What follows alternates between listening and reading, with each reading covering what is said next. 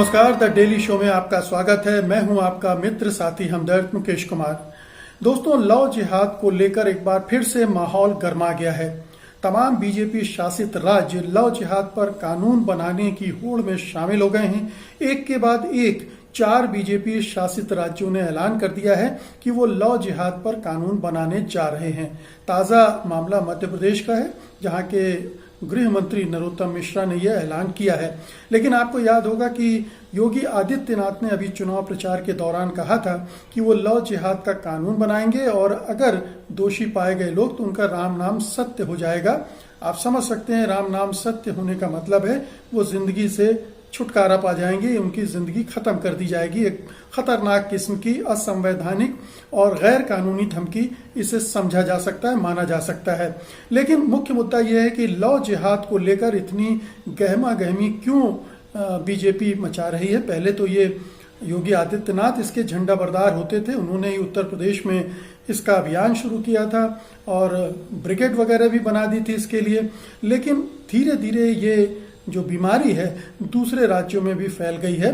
तो क्यों ऐसा हो रहा है, क्यों इसके लिए बीजेपी कानून बनाने पर आमादा है, उसका मकसद क्या है और क्या ये लव जिहाद का मसला असल में कोई बड़ा मसला है भी या नहीं है, या सिर्फ इसके लिए ये सियासी गर्दो गुबार उड़ाया जा रहा है सियासी मकसद हासिल करने के लिए। आज के द डेली शो में हम इसी मुद्दे पर बातचीत करेंगे। लेकिन पहले आपसे एक गुजारिश करेंगे।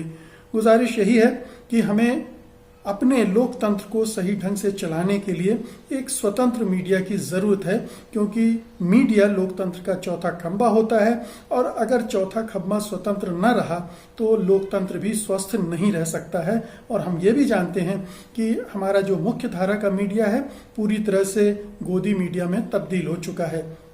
ऐसे में जरूरी हो जाता है कि हम आप स्वतंत्र पत्रकारिता के साथ आएं, उसकी ताकत बने। सत्य हिंदी की सदस्यता योजना इसी दिशा में एक बड़ा कदम है। इसमें आर्थिक योगदान देकर आप स्वतंत्र पत्रकारिता को मजबूती प्रदान कर सकते हैं। इसके लिए इस वीडियो के साथ दिए गए डिस्क्रिप्शन में जाइए, उसमें एक लिंक है, उसको क्लिक कीजिए। क्लिक करने से आपके सामने सदस्यता योजना का पूरा ब्यौरा आ जाएगा और उसमें से आप अपनी मर्जी की सदस्यता चुन सकेंगे। हमें उम्मीद है कि पत्रकारों द्वारा पत्रकारिता के उसूलों के आधार पर चलाए जा रहे सत्यहिंदी.com को आपका ये सहयोग, ये समर्थन, ये प्रोत्साहन अवश्य मिलेगा। तो आइए अब मुद्दे पर वापस लौटते हैं। देखते हैं कि लव जिहाद का मुद्दा इतना गर्म क्यों है और लव जिहाद पर कानून बनाने की बात एक के बाद एक बीजेपी शासित राज्य क्यों कर रहे हैं। पहली बात तो यह है कि ये कानून क्या है, कानून कैसे बनेगा, क्यों बनाना चाह रहे हैं। इसके मोटे तौर पर 3-4 हिस्से हैं। पहली बात तो यह है कि इस कानून के बनाने के पीछे एक इरादा ये है, ये जताने का कि बड़े पैमाने पर लव जिहाद चल रहा है। और जिहाद शब्द से आप समझ गए होंगे कि इशारा किस तरफ है। यानी ये प्रचारित किया जा रहा है कि जो मुस्लिम समुदाय है वो हिंदू समुदाय की लड़कियों को बहलाकर फुसलाकर उनसे शादी करता है और फिर अपनी आबादी को बढ़ाने की कोशिश करता है। तो एक इसमें धर्मांतरण का मुद्दा भी जोड़ दिया गया है और जो अंतर धार्मिक शादियां हैं उनको भी प्रश्नों के घेरे में डाल दिया गया है। तो मकसद इसका पूरा आप समझ सकते हैं कि हिंदू समाज में एक भय पैदा करना है, एक डर, एक खौफ पैदा करना है कि उनकी बहन बेटियों को मुसलमान फुसला कर ले जा रहे हैं, उनका धर्म परिवर्तन कर रहे हैं और उनसे शादी कर रहे हैं और अपनी आबादी बढ़ाने की कोशिश कर रहे हैं। उनकी आबादी बढ़ जाएगी तो आपकी आबादी कम हो जाएगी, वो फिर आप पर हावी हो जाएंगे। ये एक जो झूठ है ये बरसों से बीजेपी और संघ परिवार प्रचारित करते आ रहे हैं, जिसमें कहीं से भी अगर गणितीय आधार पर देखें, आंकड़ों के आधार पर देखें, कहीं से भी एक रंच मात्र की भी सच्चाई नहीं है। लेकिन ये चल रहा है और हिंदू समाज का एक हिस्सा ऐसा है जो इस तरह के दुष्प्रचार में आ जाता है और रिएक्ट करना लगता है कि जैसे वो मान लेता है कि इस समाज में बड़े पैमाने पर मुसलमान इस तरह की जिहाद में शामिल हैं, तथाकथित जिहाद में शामिल हैं और बहन बेटियों, हिंदू बहन बेटियों को फुसलाकर शादियां कर रहे हैं। तो ये एक प्रचारित करके और इक्का दुक्का मामलों को उछाल कर एक ऐसी फिजा बना दी गई है जिसमें आप ये मानने लगते हैं कि लव जिहाद सचमुच में हो रहा है और इसे रोका जाना चाहिए। तो एक ये वातावरण बना दिया गया है। इसका मकसद भी आप समझ ही रहे हैं कि जब इस तरह के मुद्दे उठाए जाते हैं तो इरादा ये होता है कि दोनों समुदायों के बीच वैमनस्य पैदा किया जाए, दुराव पैदा किया जाए, अविश्वास पैदा किया जाए, नफरत पैदा किया जाए और हिंसा का वातावरण बना जाए और इसके जरिए ध्रुवीकरण किया जाए। तो ये ध्रुवीकरण की जो राजनीति पिछले कई वर्षों से चल रही है, जो पिछले 6-7 सालों में ज़्यादा सघन हो गई है, मजबूत हो गई है और जिसने बीजेपी को इस पूरे देश में मजबूत किया, उसको राजनीतिक ताकत उसकी बढ़ाई है, तो उसमें से एक मुद्दा ये भी है। बहुत सारे मुद्दे हैं, जैसे गौ हत्या का मुद्दा है, कई शादियों का मुद्दा है, ट्रिपल तलाक का मुद्दा है। ऐसे बहुत सारे मुद्दे संघ परिवार ने ढूंढ के रखे हुए हैं। आतंकवाद का मुद्दा है, जिनसे वो मुसलमानों को डिमोनाइज करने की कोशिश करती है, उनकी छवि को बिगाड़कर उन्हें खलनायक के रूप में, उन्हें राक्षस अपराधियों के रूप में प्रस्तुत करने की कोशिश करती है और ये एक मुद्दा भी उसी से जाकर जुड़ता है। तो ये बहुसंख्यकवादी राजनीति जो है वो अल्पसंख्यक समाज को इस तरह से चिन्हित करके, उसे बदनाम करके अपनी राजनीति की रोटियां सेकती है और यही इस पूरे लव जिहाद के केंद्र में है कि कैसे इस बात को ज्यादा से ज्यादा प्रचारित किया जाए, इसके आधार पर एक आतंक पैदा किया जाए अल्पसंख्यक समुदाय में, उसको डराया धमकाया जाए, उसको कॉर्नर किया जाए, हाशिए में धकेला जाए और उसको दूसरे दर्जे के नागरिक के रूप में रहने को विवश कर दिया जाए।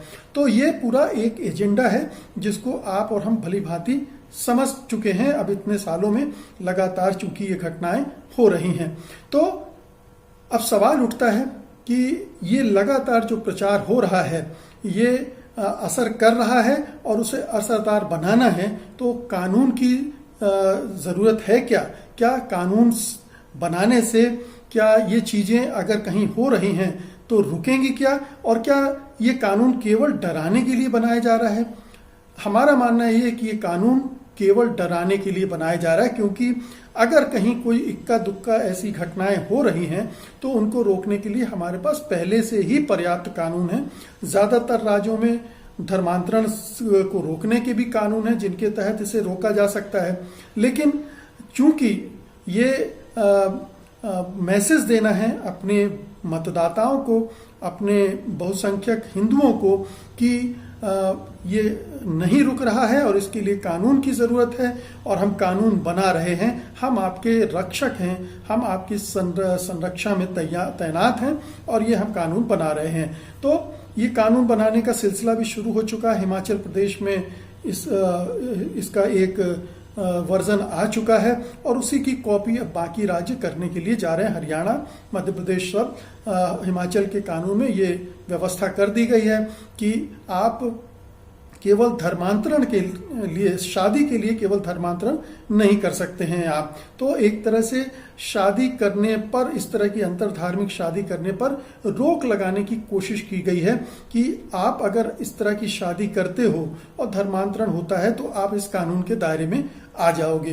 तो ये एक धमकाने का सिलसिला। फिर उसमें ये प्रावधान है कि अगर आप पकड़े गए तो आपको 5 साल की सजा होगी और अगर मामला दलितों का हुआ तो, आदिवासियों का हुआ तो वो सजा 7 साल तक की हो सकती है। इसके अलावा ये एक प्रोविजन ये है कि आपको इस तरह की शादी अगर कर रहे हैं तो आपको 1 महीने पहले नोटिस देना पड़ेगा। अब ये जो 1 महीने पहले नोटिस देने की बात है, ये दरअसल जैसे ही नोटिस दी जाती है वैसे ही जो अतिवादी हिंदू संगठन हैं वो टूट पड़ते हैं उन लोगों के ऊपर और उसको दुष्प्रचार करने लगते हैं, प्रचारित करने लगते हैं, आतंक का माहौल बना देते हैं, मारते पीटते हैं, धमकाते हैं और उन शादियों को रोकने की कोशिश करते हैं, भले ही वे स्वेच्छा से शादी हो रही हों, मर्जी से शादी हो रही हों। मैं आपको बता दूं कि हमारे यहाँ स्पेशल मैरिज एक्ट है 1954 का, जिसमें ये अंतर धार्मिक शादी करने की इजाजत व्यक्तियों को दी गई है और उसके तहत लोग अपनी मर्जी से शादी कर सकते हैं। लेकिन ये इस चीज को रोकना चाहते हैं, ये इस तरह के जो राजनीति करने वाले दल हैं, संगठन हैं और पूरा संघ परिवार इसके पीछे लगा हुआ है। अब इसके पीछे एक मानसिकता भी है, उसको भी समझने की जरूरत है। मानसिकता यह है कि एक तो पितृसत्तात्मक मानसिकता है, मनुवादी मानसिकता है, और पितृसत्तात्मक मानसिकता है। मनुवादी मानसिकता क्या है? ये उच्च वर्ण की मानसिकता है, जिसमें ये शुद्ध रक्त की कल्पना की जाती है और दूसरे धर्मों से मिलावट हो, दूसरी जातियों से मिलावट हो, ये मंजूर नहीं किया जा सकता। तो जाति व्यवस्था में जो व्यवस्था है उसमें उच्च वर्ण के लोग तो किसी से भी शादी कर सकते हैं, लेकिन जो निम्न वर्ण के लोग हैं वो अपर कास्ट से शादी नहीं कर सकते हैं। तो हिंदू धर्म के अंदर ही ये भेदभाव की व्यवस्था है और उसमें वो शादियां करने पर भी आपत्ति होती है। तो वो जो उच्च वर्ण के लोग हैं इस तरह की शादियों के भी खिलाफ होते हैं और दूसरे धर्मों के साथ शादी के तो सख्त खिलाफ होते ही हैं। तो एक ये मनुवादी जो मानसिकता है वो बीजेपी में हम सब जानते हैं कि खूब जमकर चढ़े जमाया हुआ है। दूसरा है एक पितृसत्तात्मक मानसिकता। उसमें महिलाओं को, लड़कियों को, बेटियों को ये आज़ादी नहीं दी जाती है कि वो अपनी मर्जी से वर चुन सकें, अपनी मर्जी से शादी कर चुके, उनका अपने निर्णय पर अधिकार नहीं होता है। उसमें पिता फैसला करेगा या पति फैसला करेगा, इस तरह की व्यवस्था होती है पितृसत्तात्मक समाज में, जिसको आप पुरुषवादी व्यवस्था भी कहते हैं कि सारे फैसले पुरुष करेंगे, महिलाएं पुरुष फैसले नहीं करेंगी। इसीलिए ये जब महिलाएं शादी करती हैं, प्रेम विवाह करती हैं, तो जो अपर कास्ट मानसिकता है और पुरुष मानसिकता है वो बेचैन हो जाती है, चाहे वो दूसरे धर्मों के लोग से करें, चाहे दूसरी जातियों के लोगों से शादी करें। तो ये एक प्रेम विवाह को लेकर ये एक दिमागी मानसिकता में ये एक कुंठा बनी हुई है। एक कुंठा ये भी है कि ये जो मानसिकता होती है उसमें प्रेम के लिए गुंजाइश नहीं होती है। ये कुंठित लोग होते हैं, इन्होंने ना कभी प्रेम किया होता है और ना किसी और को प्रेम करते हुए देखना चाहते हैं। इसीलिए वैलेंटाइन डे पे भी डंडे लेके प्रेमी प्रेमिकाओं को हड़काने निकल पड़ते हैं, मारने पीटने निकलने पड़ते हैं, उनको परेशान करने, बदनाम करने निकल पड़ते हैं। तो ये वो मानसिकता भी है जहाँ पर अंदर कोई कुंठा है कि हम प्रेम नहीं कर पा रहे हैं, हमें कोई प्रेमिका या प्रेमी नहीं मिल रहा है। उस मानसिकता से भी ये ग्रस्त होते हैं और इसीलिए इस तरह की चीजों में बढ़ चढ़कर हिस्सा लेते हैं। तो ये अपर कास्ट और जो मनुवादी मानसिकता, पितृसत्तात्मक मानसिकता के लोग हैं जो इस तरह के कानूनों की बात कर रहे हैं। अब ये देखिए कि ये जो खुरापात है ये इसी तरह के दिमागों में आता है। और कुछ चीजें आपको और बता दूं मैं इसमें।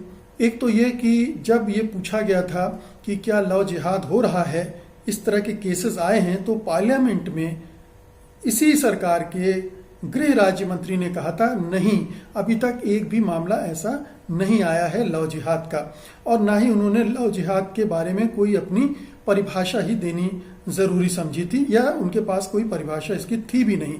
तो केंद्र सरकार के रिकॉर्ड आंकड़े कहते हैं कि ऐसी कोई चीज हो नहीं रही समाज में, किसी के पास इस तरह के कोई आंकड़े नहीं हैं। अभी राष्ट्रीय महिला आयोग से आरटीआई के जरिए जब आंकड़े मांगे गए थे, जिसकी अध्यक्ष रेखा शर्मा हैं, जिन्होंने महाराष्ट्र में जाकर राज्यपाल भगत सिंह कोश्यारी से मुलाकात की थी और कहा था कि महाराष्ट्र में लव जिहाद के मामले बढ़ रहे हैं, आप इसकी जांच करवाइए। तो जब उनसे ये आंकड़े मांगे गए तो उनके पास भी कोई आंकड़े नहीं थे। आंकड़े क्यों नहीं थे? क्योंकि आंकड़े हैं ही नहीं, क्योंकि ये प्रवृत्ति है ही नहीं।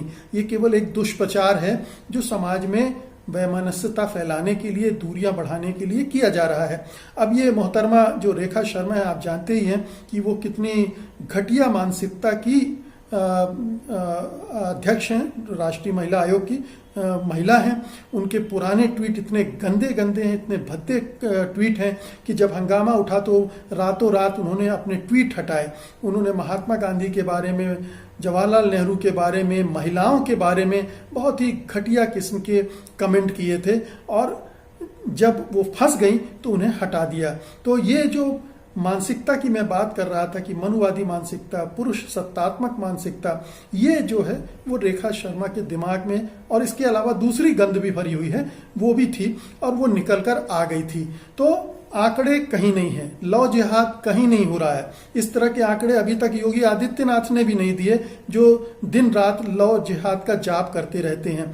बहुत साफ है कि इस तरह की कोई घटना समाज में उस तरह से घटित नहीं हो रही है कि उसको लेकर इतना हंगामा मचाया जाए, इतना शोर मचाया जाए और इतने कानूनों की बात की जाए। कानून अगर इस तरह की कोई छल किसी लड़की से हो रहा है, छल कपट हो रहा है, धोखा दिया जा रहा है तिकड़मों के साथ, जैसा ये कहते हैं योगी आदित्यनाथ एंड कंपनी की लड़कियों को फंसाकर शादी कर ली जाती है, अगर ऐसा कोई मामला आता है तो इसके लिए हमारे पास पहले से ही कानून में इतने उपाय हैं, इतने प्रोविजन हैं कि उनके तहत बड़ी अच्छे से कार्रवाई की जा सकती है। लेकिन नहीं, बातचीत मुद्दा ये नहीं है, ये तो मुद्दा है ही नहीं कि ऐसा लव जिहाद जैसी कोई चीज है।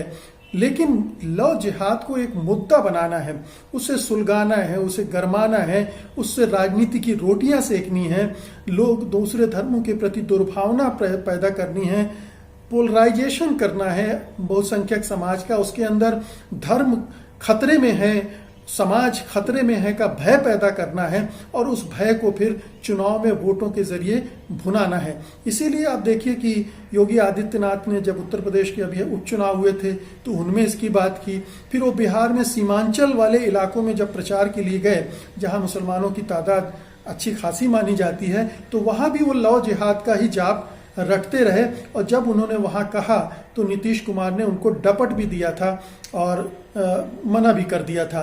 तो ये जो बीजेपी के राज है वहां तो बन जाएगा, लेकिन क्या नीतीश कुमार से ये कानून लव जिहाद का बनवा पाएगी बीजेपी? या जहां दूसरे राज्यों के दूसरे दलों के साथ मिलकर सरकार चला रही है, क्या वहां बना पाएगी? नहीं बना पाएगी। लेकिन इसका शोर मचाना है, देश भर में शोर मचाना है, हिंदू समाज को डराना है, धमकाना है और उस डर में वो सब एकजुट होकर बीजेपी की छतरी के तले नीचे आ जाएं, ये व्यवस्था करनी है। तो इन कानूनों के शोर को आप इसी तरह से देखें, ये इनका एकमात्र मकसद राजनीति करना है और दूसरे अल्पसंख्यक समुदायों को धमकाना है, डराना है और उन्हें परेशान करना है कि जब भी कोई इस तरह की प्रेम संबंधी सही में वो जायज प्रेम होगा, अगर हिंदू मुसलमान लड़के या लड़की दोनों तरफ से हो सकते हैं, उनके उसको भी वो जायज नहीं मानेंगे, उसको भी वो प्रश्नों के घेरे में रखेंगे, परेशान करेंगे, डराएंगे। तो ये पूरी प्रवृत्ति है जो भारतीय जनता पार्टी की सोच में है। वो महिलाओं को ना आज़ादी देना चाहते हैं, ना अधिकार देना चाहते हैं, उन्हें देवी बनाकर तो रखना चाहते हैं, लेकिन आम स्त्री नहीं बनने देना चाहते हैं वो, जो अपने निर्णय खुद ले सके।